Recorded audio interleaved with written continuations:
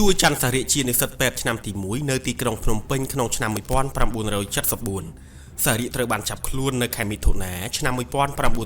1973នៅសហគមន៍បន្ទាត់បោះឃុំទានកម្មស្រុកព្រះនេត្រព្រះតំបន់5ភូមិភាគពាយ័ព្យខាងក្រោមគឺជាការដកស្រង់ចេញពីចម្លើយសារភាពទាំងស្រុងរបស់ជួរសារីដែលមានរៀបរាប់ដូចតទៅនេះខ្ញុំបាទឈ្មោះជួរច័ន្ទសារីហៅចិនហួរអាយុ23ឆ្នាំកើតនៅភូមិអង្គស្នួលឃុំពើកស្រុកអង្គស្នួលខេត្តកណ្ដាលជានិស្សិតឆ្នាំទី1នៃមហាវិទ្យាល័យឱសថសាស្ត្រភ្នំពេញនៅឆ្នាំ1964ខ្ញុំបានចូលរៀននៅថ្នាក់ទី9សាលាអង្គស្នួលហើយនៅឆ្នាំ1966ខ្ញុំបានប្រឡងជាប់ថ្នាក់ទី6នៃអនុវិទ្យាល័យបាយចាននៅឆ្នាំ1969ខ្ញុំបានចូលរៀនបន្តនៅថ្នាក់ទី3ហើយដោយសារខ្ញុំរៀនពូកែសាស្ត្រាចារ្យអាំជួនក៏ឲ្យសៀវភៅវប្បធម៌និងអរិយធម៌លោកសេរីមួយក្បាលមកខ្ញុំនៅឆ្នាំនោះអាំជួនបានណែនាំខ្ញុំឲ្យស្គាល់ប៉ៅអាសនារិទ្ធអតីតចាំងវាងកាសែតដរាសច្ចៈហើយអាសនារិទ្ធបានរៀបចំនិងទទួលស្គាល់ខ្ញុំជាភ្នាក់ងារ CER តែម្ដងនៅឆ្នាំ1970ខ្ញុំបានប្រឡងឌីប្លូមជាប់និងបានមករៀននៅថ្នាក់ទី2នៃសាលាយុគន្ធរដែលមានសាស្ត្រាចារ្យអាំជួនបង្រៀននៅទីនោះដែរនៅឆ្នាំ1971ខ្ញុំបានស្គាល់សាស្ត្រាចារ្យជុំមនរិទ្ធដែលបង្រៀននៅសាលានោះទៀតហើយគាត់ក៏បានណែនាំខ្ញុំបន្តឲ្យស្គាល់អង្គទីប្រធានសិស្សសាលាប្រូវិទ្យវង្សនៅឆ្នាំ1973ខ្ញុំបានប្រឡងជាប់បាក់អងនិងបានមកសិក្សារៀនថ្នាក់ទីបញ្ចប់នៅសាលាស៊ីសវត្តវិញដែលនៅទីនោះអង្គទីណែនាំខ្ញុំឲ្យស្គាល់ឈ្មោះគុយច័ន្ទវុធីសិស្សថ្នាក់ទីបញ្ចប់នៅឆ្នាំដដែលអង្គទីបានចាត់តាំងខ្ញុំឲ្យដើរចងបដាជាមួយគុយច័ន្ទវុធីចែកត្រាក់ខិត្តប័ណ្ណតាមផ្ទះជំនួយនិងផ្លូវសាធារណៈដែលក្នុងត្រាក់នោះមានន័យថាអង្គការខ្មែរក្រហមសម្រាប់កូនសិស្សខ្មែរក្រហមសម្រាប់ប្រជាជននិងវះពោះស្ត្រីមានផ្ទៃពោះអង្គការខ្មែរក្រហមជាទមិលឥតសាសនានៅឆ្នាំដដែលឆ្នាំ1973នោះអង្គទីក៏បានណែនាំខ្ញុំឲ្យស្គាល់កាំងហេងបើកហាងលក់ក្រណាត់និងញឹកដើមទៀតរហូតដល់ពាក់កណ្ដាលឆ្នាំ1973កាំងហេងនិងញឹកដើមបានចាត់តាំងខ្ញុំឲ្យដើររកមនុស្សដែលមានវោហានិងចង់បានប្រាក់ខែច្រើនធ្វើការដូច្នេះខ្ញុំក៏ទៅអប់រំឈ្មោះហៃបើកឡានឲ្យក្រសួងអាកាសចរដែលមានផ្ទះនៅអង្គស្នួលមកជួបញឹកដើម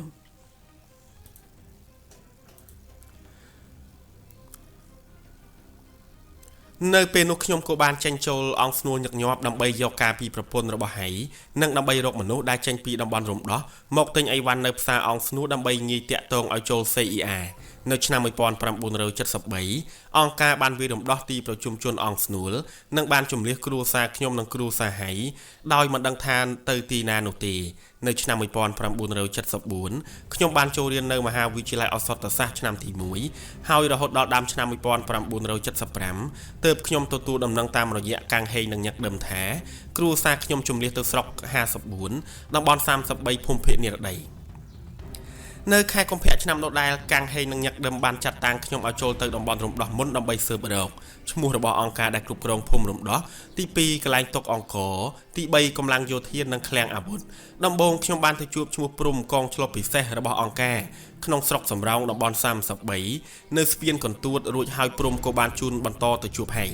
ក្រោយមកហៃក៏បានជុំខ្ញុំទៅជួបនៅគ្រួសារភូមិតាខូយឃុំជើងគួនស្រុកសំរោងតំបន់33និងបាននាំខ្ញុំទៅបង្ហាញខ្លួនដល់តាប៊ូគ្រូសង្គមកិច្ចដោយប្រាប់ថាជាក្មួយបង្កើតរបស់គាត់គឺហៃនោះ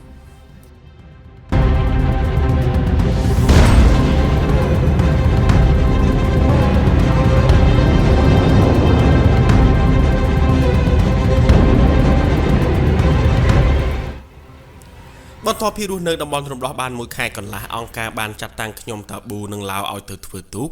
ដោយពេលនោះខ្ញុំបានកាត់ឈើឲ្យខ្លីៗខូចអស់ជាច្រើនកំណាត់ចំណែកនៅឱកាសលើកភ្លឺស្រែខែមិថុនាឆ្នាំ1975ខ្ញុំបានស្រែកហៅទៅប្រធានកងថាលើកភ្លឺស្រែធំធ្វើអ្វីព្រោះគ្មានទឹកត្រឹមទ្រូងទេបើស្រុកក្ររហាមទឹកយ៉ាងនេះរកទឹកហូរហៀឯណាបានក្រោយមកទៀតខ្ញុំបានបំផុសប្រជាជនថ្មីដោយមួយមិនឲ្យដាំដំណាំផ្សេងទី2បើដាំក៏មិនបានស៊ីខ្លួនឯងគឺអង្គការបញ្ជូនទៅសមរភូមិមុខទាំងអស់នាំបងប្អូនរុះរើជញ្ជាំងផ្ទះធ្វើជាអស់ដុតនៅខែកក្កដាឆ្នាំ1975ពេលរដូវស្ទូងខ្ញុំបានណែនាំបងប្អូនឲ្យធ្វើការបំផ្លាញសំណាបនិងស្ទូងព្រោះយើងមិនដឹងអង្គការជំនះទៅទីណាទេចំណាយពេលព្យួរខ្ញុំក្រោកឡើងពេលថ្ងៃរះនិងព្យួរយប់ និងព្យួរឈប់ព្រមទាំងលែងគោឲ្យស៊ីសំណាបទៀតពេលនោះប្រធានកងបានចុះមកណែនាំខ្ញុំឲ្យព្យួរលឿនតែខ្ញុំតបទៅវិញថាឲ្យព្យួរលឿនលុះត្រាតែយកបាយមកឲ្យស៊ីឆ្អែតទើបមានកម្លាំងក្រៅពីនោះអង្គការបានណែនាំបងប្អូនឲ្យជញ្ជូនលីជីលីមួកទៅចាក់ស្រែខ្ញុំបានប្រឆាំងដល់យកជីទៅចាក់ចោលអស់មួយគំនរនិងបាននិយាយបំផុសប្រជាជនថាតាំងពីដូនតាមកគេមិនដែលយកអាចទូលើក្បាលទេនៅចុងឆ្នាំ1975អង្គការបានជំលះខ្ញុំឲ្យមករស់នៅក្នុងសហគមន៍បន្ទាត់បោះឃុំទានកម្មស្រុកព្រះនេត្រព្រះតំបន់5ហើយមកដល់ដើមឆ្នាំ1976អង្គការក៏បានចាត់តាំងប្រជាជនឲ្យចុះច្រូតពេលនោះខ្ញុំបានច្រូតបំផ្លាញនិងដាស់កាត់គុំស្រូវធ្វើឲ្យជ្រុះគ្រាប់ស្រូវជាច្រើន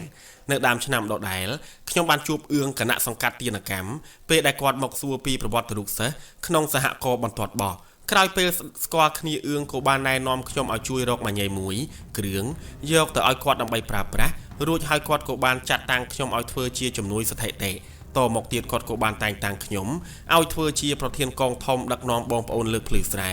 និងបានដាក់ផែនការឲ្យខ្ញុំអនុវត្តគឺទី1លើកភ្លឺកុំឲ្យត្រង់និងធំពេកទី2ប្រើហិង្សាខូខើចាប់ចងធ្វើបាបប្រជាជនទោះឈឺក្តីដេញឲ្យទៅធ្វើការទាំងអស់ទី3បង្អត់បាយប្រជាជនណាដែលលើកភ្លឺស្រែប្រវែង5ម៉ែត្រមិនបានទី5ត្រូវឃោសនាច្រានទម្លាក់កំហុសទាំងនេះប្រាប់ដល់ប្រជាជនក្រោយមកអង្គការបានចាត់តាំងខ្ញុំឲ្យទៅព្យួរស្រែរនាមនៅទីនោះខ្ញុំបានជួបជាមួយកាញ់ប្រធានក្តាប់រួមព្យួរស្រែរនាមកាញ់បាននិយាយថាបើគុំតែបដិវត្តគាត់មិនលំបាកដូចនេះទេព្រោះធ្លាប់ធ្វើស្រែតែបន្តិចសោះសល់ស្រូវហូរហៀចង្រុកខ្ញុំក៏ឆ្លៀតតបទៅគាត់ថាបើគុំតែខ្មែរក្រហមវាឈ្នះភ្នំពេញគុំអីរូបខ្ញុំក៏មិនបានលំបាកវេទនាព្រាត់ប្រាសបងប្អូនមករស់នៅទីនេះដែររហូតដល់ពាក់កណ្ដាលឆ្នាំ1976ទើបខ្ញុំត្រឡប់ពីស្រែរនាមរហូតដល់ចុងឆ្នាំ1976អង្គការបានដាក់ភារកិច្ចខ្ញុំឲ្យជញ្ជូនកណ្ដាប់ស្រូវតាមទូកដោយពេលនោះខ្ញុំបានពន្លិចស្រូវនិងទុកឲ្យស្រូវរលួយជាច្រើនព្រមទាំងបានបំផុសបងប្អូនដែលច្រូតស្រូវឲ្យត្រឡប់ទៅផ្ទះវិញលុះដល់ដើមឆ្នាំ1977ឱកាសដែលអង្គការហៅទៅធ្វើការផ្នែកស្ថិតិខ្ញុំបានឃោសនាបំផុសពីការសើរើឯកជនចែកគោក្របីដល់ប្រជាជនឲ្យធ្វើរៀងខ្លួនធ្វើឲ្យមានការរំជើបរំជួលនិងស្ទះការងារបដិវត្តនិងអសកម្មដោយមិននាំគ្នាចេញទៅច្រូតក្រៅពីនោះខ្ញុំបានធ្វើឲ្យគោមួយក្បាលងាប់ទៀតផងនៅឆ្នាំដដែលអង្គការបានចាត់តាំងខ្ញុំឲ្យដឹកនាំបងប្អូនរស់រើភ្លឺស្រែដើម្បីធ្វើសារជាថ្មីនិងជីកស្រះប៉ុន្តែខ្ញុំមិនបានធ្វើតាមទេគឺបានណែនាំបងប្អូនធ្វើឲ្យតូចវាជាបន្តទៀតរីឯសកម្មភាពលើកស្រះខ្ញុំបានដឹកនាំបងប្អូនលើកឈប់កិច្ចវេះការងារដែលអង្គការដាក់ឲ្យសម្រុកដោយណែនាំបងប្អូនថាការងារបដិវត្តមិនងាយចប់ទេ